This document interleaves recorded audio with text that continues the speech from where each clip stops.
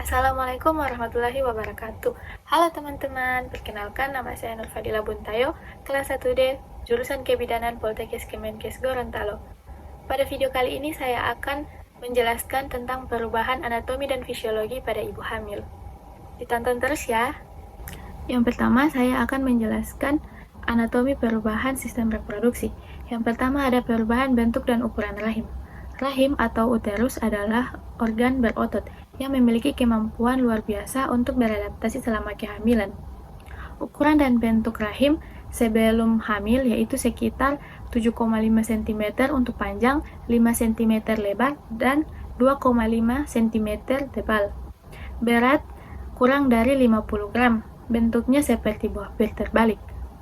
Selama kehamilan, pada trimester 1 yaitu 0-12 minggu, rahim tetap berada dalam rongga panggul, mulai membesar dan menjadi lebih bulat dan ukuran bisa mencapai 12 cm.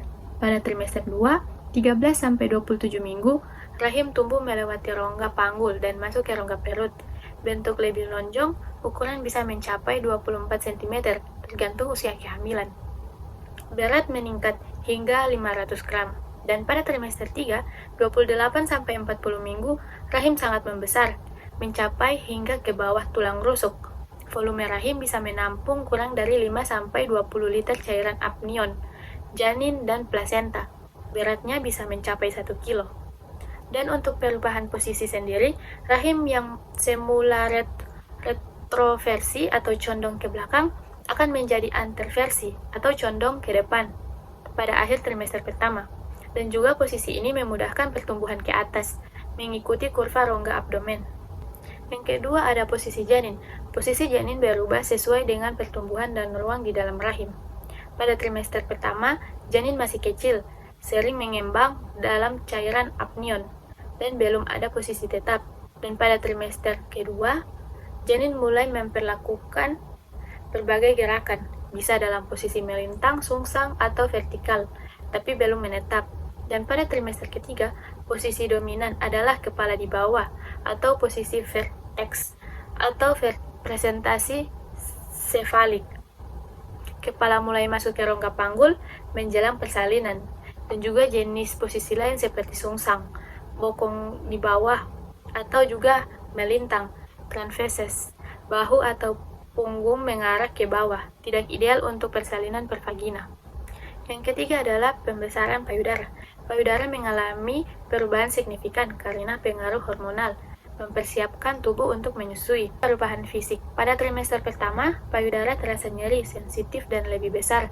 Areola menjadi lebih gelap dan melebar.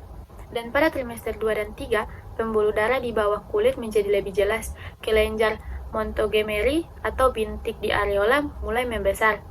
Payudara terus membesar, bisa bertambah 1-2 ukuran cup. Dan pada akhir kehamilan bisa keluar kolostrum atau ASI awal yang kental dan kekuningan. Selanjutnya anatomi perubahan pada sistem pencernaan. Perubahan pada sistem pencernaan selama kehamilan merupakan hal yang umum terjadi dan disebabkan oleh kombinasi perubahan hormonal dan mekanik. Yang pertama yaitu ada mual dan muntah atau biasa disebut dengan morning sickness. Perubahan pada pusat muntah di otak atau area posterma yang lebih peka terhadap perubahan hormonal. Lambung dan usus kecil menjadi lebih lambat dalam mengosongkan isinya, memperparah rasa mual. Refluks asam lambung bisa ikut memperparah rasa tidak nyaman dan memicu muntah. Selanjutnya ada perubahan nafsu makan. Hipotalamus sebagai pusat pengatur nafsu makan berespon terhadap kadar hormon kehamilan. Lambung lebih cepat terasa penuh karena pengosongan lambat atau penurunan nafsu makan. Selanjutnya itu ada pencernaan lambat.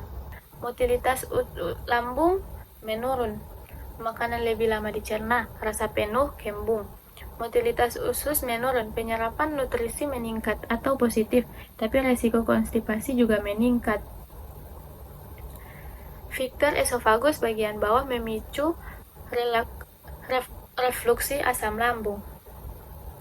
Tips untuk mengurangi gejala tersebut yaitu makan dalam porsi kecil tapi sering, hindari makanan berminyak dan pedas, hindari makan terlalu dekat waktu tidur, Minum cukup air dan pilih makanan tinggi serat untuk menghindari sembelit. Lalu konsultasi ke dokter bila mual dan muntah berlebihan. Selanjutnya anatomi perubahan pada sistem kardiovaskuler. Selama kehamilan, sistem kardiovaskuler atau peredaran darah ibu mengalami berbagai perubahan untuk mendukung kebutuhan janin yang sedang berkembang. Perubahan-perubahan ini berfungsi untuk memenuhi peningkatan metabolisme ibu dan kebutuhan oksigen, serta nutrisi janin. Beberapa perubahan tersebut yaitu yang pertama peningkatan volume darah, atau biasa disebut hipervoleminia. Perubahannya sendiri yaitu volume plasenta darah meningkat sekitar 30-50% selama kehamilan. Ini berarti jumlah cairan darah dalam tubuh ibu bertambah. Lalu sel darah merah meningkat sekitar 20-30%, tetapi tidak sebesar peningkatan volume plasenta, sehingga menyebabkan penurunan kadar hemoglobin dan hematokrit, kondisi yang dikenal dengan anemia fisiologis kehamilan. Lalu peningkatan volume darah ini dimulai pada awal kehamilan dan mencapai puncaknya pada trimester kedua hingga ketiga. Selanjutnya yang kedua peningkatan denyut jantung. Yaitu denyut jantung ibu meningkat sekitar 10-20 denyut per menit. Dari rata-rata 70-80 denyut per menit menjadi 80-100 denyut per menit, terutama pada trimester kedua dan ketiga. Peningkatan denyut jantung ini terjadi untuk memenuhi peningkatan kebutuhan oksigen dan nutrisi oleh tubuh ibu dan janin yang berkembang. Penurunan resistensi pembuluh darah, terutama di daerah pelvis dan uterus, akibat efek hormon menyebabkan aliran darah yang lebih cepat dan meningkatkan kebutuhan jantung untuk memompa darah. Selanjutnya yaitu perubahan tekanan darah. Perubahan resistensi vaskuler perifer pada awal kehamilan. Hormon progesteron menyebabkan vasodilatasi atau pelebaran pembuluh darah yang dapat menyebabkan penurunan tekanan darah pada trimester pertama. Peningkatan volume darah, walaupun ada penurunan resistensi vaskular, peningkatan volume darah membantu menjaga tekanan darah agar tetap stabil. Perubahan tekanan darah sistolik. Biasanya ini tetap stabil atau sedikit menurun, tetapi perubahan yang lebih signifikan terjadi pada tekanan darah diastolik atau tekanan saat jantung beristirahat di antara dekatan. Pada trimester pertama, tekanan darah biasanya sedikit menurun, terutama tekanan darah diastolik. Pada trimester kedua, tekanan darah mulai menurun lebih lanjut, dengan penurunan terbesar di trimester kedua, sekitar 10-15 lebih rendah dari sebelum kehamilan. Pada trimester ketiga, tekanan darah mulai kembali mendekati nilai normal, namun masih lebih rendah dibandingkan sebelum kehamilan, meskipun ada peningkatan resistensi vaskular yang terjadi karena pembentukan jaringan plasenta. Selanjutnya, anatomi perubahan pada sistem muskuloskeletal. Selama kehamilan, sistem muskuloskeletal atau otot dan kerangka tubuh ibu mengalami berbagai perubahan yang mendukung perkembangan janin dan mempersiapkan tubuh untuk proses persalinan. Yang pertama ada perubahan postur tubuh, itu pergeseran pusat gravitasi. Pembesaran rahim menyebabkan pergeseran pusat gravitasi ke depan. Ini menyebabkan ibu untuk cenderung lebih condong ke belakang untuk menjaga keseimbangan. Lalu peningkatan lekungan lumbar. Punggung bawah ibu cenderung melengkung lebih dalam untuk menyeimbangkan pergeseran pusat gravitasi. Ini dapat menyebabkan ketegangan pada otot punggung bawah dan area pinggul. Lalu postur tubuh lebih maju. Rahim yang membesar menambah berat pada bagian depan tubuh, mengakibatkan ibu cenderung membungkuk sedikit ke depan dan menekuk punggung ke belakang untuk mempertahankan keseimbangan tubuh. Lalu ketegangan otot punggung dan perut. Otomatis tubuh harus mengakomodasi perubahan ini dengan meningkatkan aktivitas otot punggung dan perut untuk menjaga keseimbangan dan stabilitas. Lalu ada pembesaran pelvis. Perubahan relaksasi ligamen. Hormon relaksasi menyebabkan pelonggaran dan peregangan ligamen yang mendukung sendi pelvis, terutama simfisis pubis, atau biasa persendian antara dua tulang pubis, dan sendi sacroiliac, yaitu persendian antara tulang ekor dan tulang belakang bawah. Pelebaran pelvis untuk memungkinkan janin melewati saluran kelahiran pada saat proses persalinan, ligamen yang mendukung pelvis menjadi lebih fleksibel, yang menyebabkan sedikit peningkatan ukuran pelvis. Perubahan bentuk pelvis membesarkan rahim dan perubahan postur tubuh yang membuat pelvis cenderung lebih lebar dan lebih rendah pada posisi normal. Yang ketiga, ada keluhan punggung atau back pain. Perubahan peningkatan lordosis atau lengkungan pada punggung bawah. Punggung bawah melengkung lebih dalam sebagai kompensasi terhadap pergeseran pusat gravitasi yang terjadi dengan rahim yang membesar. Ini menyebabkan ketegangan pada otot punggung bawah dan dapat menimbulkan rasa sakit. Lalu, tekanan pada saraf. Pembesaran rahim dapat memberikan tekanan pada saraf-saraf punggung bawah, terutama saraf siatik, yang menyebabkan nyeri punggung bawah atau siatika. Lalu perubahan stabilitas tubuh. Karena pelonggaran ligamen yang berfungsi untuk mendukung sendi-sendi punggung, tubuh menjadi kurang stabil, yang dapat menyebabkan ketidaknyamanan atau bahkan cedera jika ibu tidak hati-hati. Selanjutnya, anatomi perubahan pada kulit. Hal yang sangat umum, dan ini disebabkan oleh sejumlah faktor, termasuk perubahan hormon, peningkatan volume darah, serta peregangan kulit, dan karena pertumbuhan janin. Yang pertama yaitu ada stretch mark. Yang pertama, peregangan kulit yang berlebihan. Ketika kulit meregang lebih cepat dari kemampuan elastisnya, terjadi robekan halus pada lapisan dermis atau lapisan kulit dalam yang menyebabkan stretch mark. Kedua yaitu proses pembentukan stretch mark. Awal stretch mark biasanya muncul sebagai garis merah, ungu atau pink yang bisa gatal. Setelah beberapa bulan, warna ini akan memudar menjadi garis putih atau perak. Ini menunjukkan bahwa stretch mark telah matang dan bekas robekan tersebut menjadi lebih tipis dan lebih sedikit terlihat. Lalu yang kedua ada perubahan warna kulit. Perubahannya sendiri yaitu yang pertama peningkatan produksi melanin. Hormon kehamilan merangsang sel-sel kulit yang disebut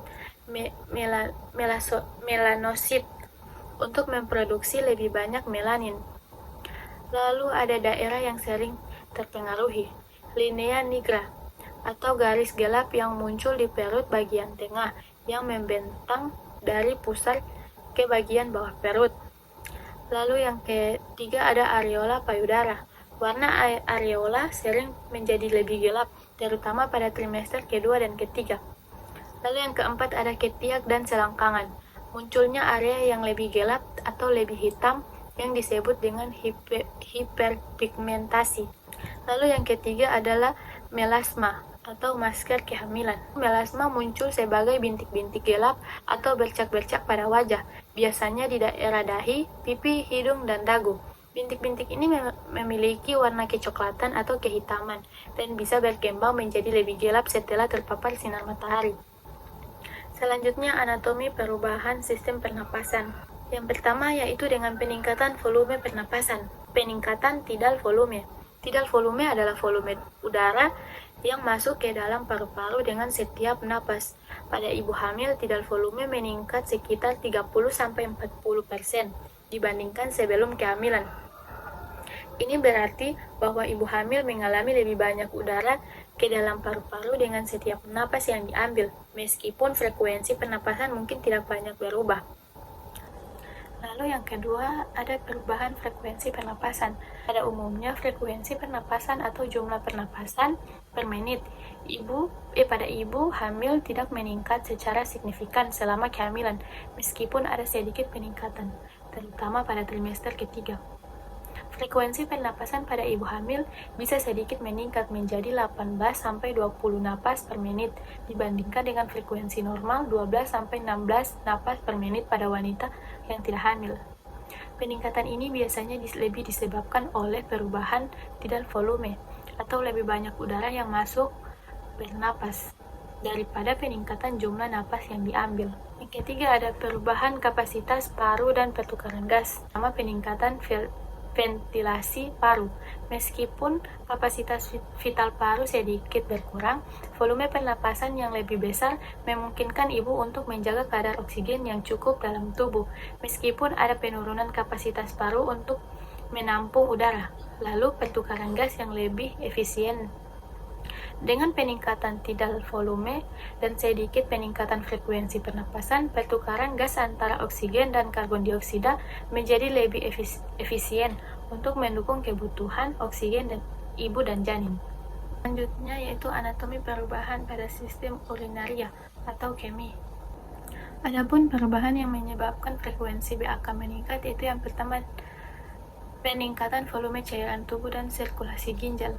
Selama kehamilan, terjadi peningkatan volume darah sekitar 30-50%. Hal ini menyebabkan peningkatan laju filtrasi glomerulus atau GVR di ginjal sebanyak 40-50%. Artinya ginjal menyaring lebih banyak darah, menghasilkan lebih banyak urin.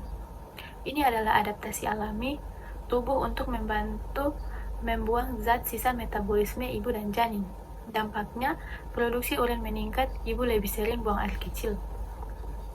Lalu yang kedua ada pengaruh hormon kehamilan atau HCG dan progesteron.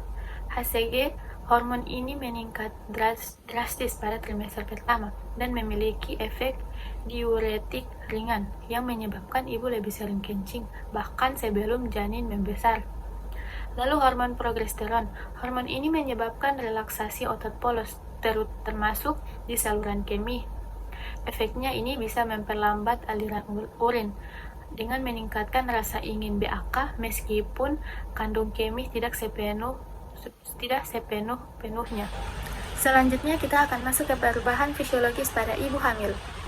Selama kehamilan, tubuh ibu mengalami berbagai perubahan hormonal yang kompleks dan saling berinteraksi untuk mendukung pertumbuhan dan perkembangan janin. 3 hormon utama yang mengalami perubahan yang sangat signifikan, yaitu ada hormon progesteron, estrogen, dan HCG. Yang pertama ada progesteron, awalnya diproduksi oleh korpus luteum di ovarium. Namun setelah trimester pertama, produksi hormon ini diambil oleh plasenta. Progesteron berperan penting dalam mempertahankan kehamilan dengan menjaga dinding rahim atau biasa disebut dengan endometrium agar tetap tebal dan kaya nutrisi. Selain itu, progesteron menurun kontraktilitas otot rahim yang mencegah untuk keguguran dan persalinan dini. Hormon ini juga menyebabkan relaksasi otot polos di berbagai sistem tubuh yang bisa memicu efek samping seperti sembelit, refluksi, dan sering buang air kecil. Lanjut untuk hormon estrogen, terutama bentuk steroid selama kehamilan juga mengalami peningkatan tajam. Hormon ini bertanggung jawab terhadap pertumbuhan rahim, peningkatan aliran darah dari aliran darah ke plasenta, serta persiapan tubuh untuk menyusui dan persalinan. Estrogen bekerja sama dengan progesteron dalam merangsang perkembangan payudara. Dan pada akhir kehamilan, estrogen membantu peningkatan kepekaan rahim terhadap oksitosin, sehingga mendukung proses persalinan. Lanjut untuk hormon HCG, dimulai diproduksi oleh trofosbal atau bagian dari calon plasenta. Segera setelah implementasi embrio di dinding rahim, HCG berfungsi mempertahankan fungsi korpus luteum agar tetap menghasilkan progesteron sampai plasenta siap mengambil alih tugas tersebut. Hormon ini juga memiliki efek menyerupai TSH, thyroid stimulating hormone, yang dapat menyebabkan peningkatan ringan fungsi tiroid ibu pada awal kehamilan. Lanjut perubahan fisiologis pada ibu hamil, yaitu perubahan metabolisme. Yang utama adalah peningkatan kebutuhan energi.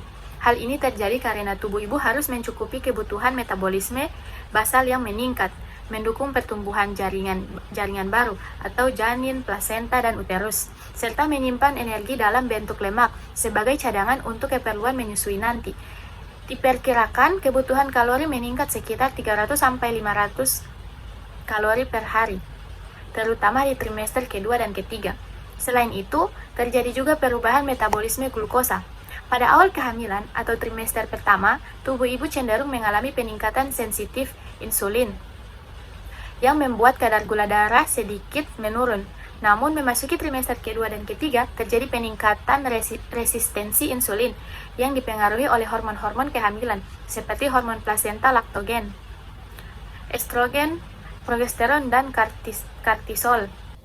Lanjut untuk perubahan fisiologis pada sistem respirasi. Yang utama adalah peningkatan volume tidal, atau jumlah udara yang masuk dan keluar paru-paru saat bernapas biasa, dan volume ventilitas menit, yaitu jumlah udara yang berpindah ke paru-paru dalam 1 menit. Selanjutnya, kita akan masuk ke perubahan fisiologis sistem kardiovaskuler. Salah satu perubahan utama adalah peningkatan detak jantung, yang dimulai sejak trimester pertama. Detak jantung ibu dapat meningkat sekitar 10-20 denyut per menit dibandingkan sebelum hamil. Ini merupakan respon fisiologis normal terhadap peningkatnya kebutuhan sirkulasi darah. Selain itu, terjadi peningkatan volume darah total sehingga 40-50%, terutama karena peningkatan volume plasenta. Hal ini menyebabkan peningkatan curah jantung sebesar 30-50%, yaitu jumlah darah yang dipompa oleh jantung per menit. Peningkatan aliran darah ini sangat penting untuk memastikan oksigen dan nutrisi tercukupi bagi janin yang sedang berkembang. Namun, karena volume plasenta meningkat lebih banyak dibandingkan sel darah merah, ibu hamil bisa mengalami anemia fisiologis yang ditandai dengan penurunan kadar hemoglobin ringan. Pada akhir kehamilan, rahim yang membesar juga dapat menekan pembuluh darah besar seperti vena cava inferior, terutama saat ibu berbaring terlentang. Ini menyebabkan penurunan aliran balik darah ke jantung untuk membuat ibu merasa pusing atau lemas. Kondisi ini dikenal sebagai sindrom hipotensi supinasi. Oleh karena itu, posisi tubuh saat tidur juga menjadi penting. Selanjutnya, terakhir kita akan masuk ke perubahan fisiologis pada ibu hamil, yaitu perubahan psikologis. Perubahan yang umum dialami adalah perubahan mood atau suasana hati yang cepat berubah. Ibu hamil bisa merasa bahagia dan bersemangat pada satu saat, lalu tiba-tiba merasa sedih, cemas, dan mudah tersinggung di waktu lain. Hal ini dipengaruhi oleh fluktuasi hormon seperti estrogen dan progesteron yang mempengaruhi kerja neurotransmitter di otak. Selain itu, banyak ibu hamil juga mengalami kecemasan, terutama terkait dengan kesehatan janin, proses persalinan, perubahan peran menjadi ibu, serta kondisi ekonomi atau dukungan sosial. Secara keseluruhan, perubahan yang terjadi pada ibu hamil, baik dari segi anatomi maupun fisiologis, merupakan bagian dari proses adaptasi tubuh yang mendukung kehamilan dan mempersiapkan persalinan. Perubahan tersebut melibatkan sistem kardiovaskuler, respirasi, metabolisme, serta keseimbangan hormon, yang semua berfungsi untuk memenuhi kebutuhan ibu dan janin. Selain itu, perubahan fisiologis yang terjadi juga merupakan hal yang wajar dan natural. Meskipun dapat mempengaruhi mood dan perasaan ibu, dengan dukungan yang tepat, ibu hamil dapat melewati masa kehamilan dengan baik, serta merasa lebih siap menghadapi persalinan dan merawat janin dengan sepenuh kasih. Yuk, para calon ibu di luar sana, jaga kehamilan dengan hidup sehat, makan bergizi, banyak gerak, dan jangan lupa bahagia. Jangan malas untuk periksa ke bidan atau dokter ya. Hal itu sangat penting buat pantau perkembangan si kecil di dalam perut. Kehamilan sehat, hati pun senang.